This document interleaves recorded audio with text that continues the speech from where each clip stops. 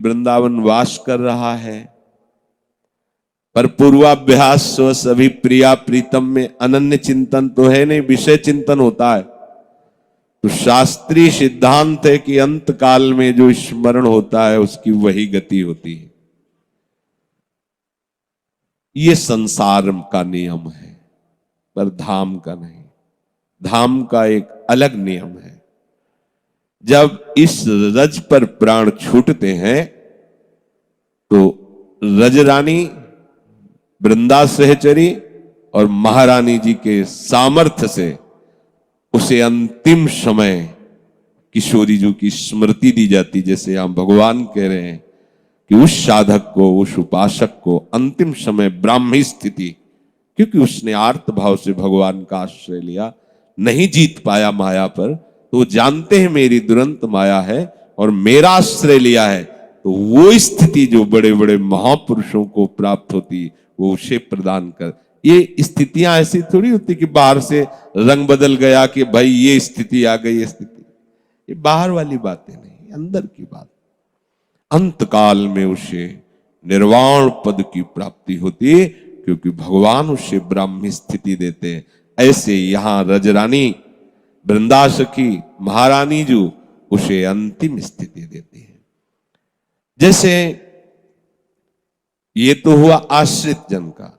अब वो आश्रित नहीं है, पर सुन सुना के अनंत जन्मों के सौभाग्य से वृंदावन वास पा गया, यहां जन्म हुआ या यहां वासी बना, और कोई उपासना में उसकी रुचि नहीं है, वो अंतिम समय विषय चिंतन करता हुआ प्राण त्याग रहा है, तो जो चिंतन हो रहा वही बनेगा, पर यही बनेगा। सुअर, कुत्ता, पशु, पक्षी, भूत, प्रेत, जो भी बनेगा बनेगा, यही बनेगा। और बस ये अंतिम लीला है उसकी।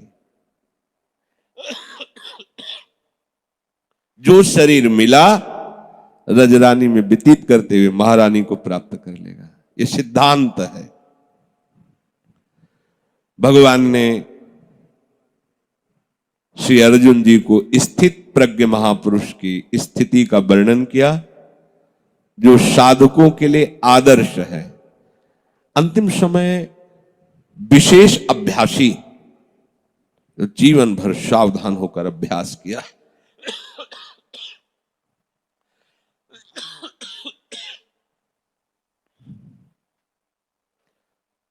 क्योंकि अंतिम समय में बहुत कष्टप्रद स्थिति होती है, बहुत कष्ट।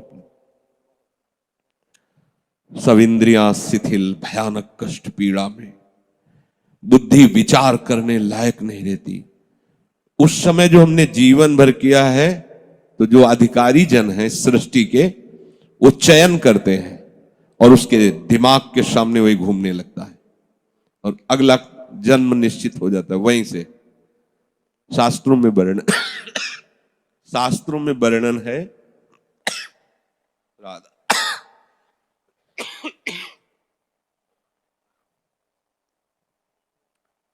ये हालत है, इसका भरोसा शरीरों का करना, घाटे में रहना है। शास्त्रों में वर्णन किया जाता है कि आपने जो जीवन भर किया है उस सबको देखा जाएगा और अंतिम समय वही छोड़ दिया जाता है।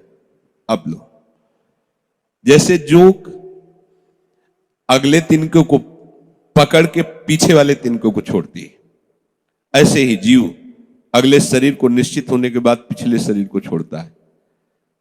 निश्चित हो गया कि ये शूकर बनेगा, अब उसके अनुसार दुर्गति भोगेगा, फिर शूकर बनेगा, नरक आदि जो भी यंत्रणा, पर वो निश्चित हो चुका है, वो बनेगा।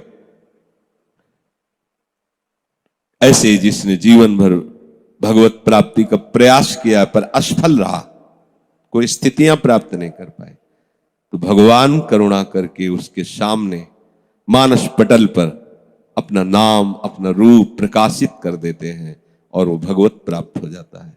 इसलिए भगवान कह रहे कि नामे भक्ता प्रणश्यति, मेरे भक्त का कभी नाश नहीं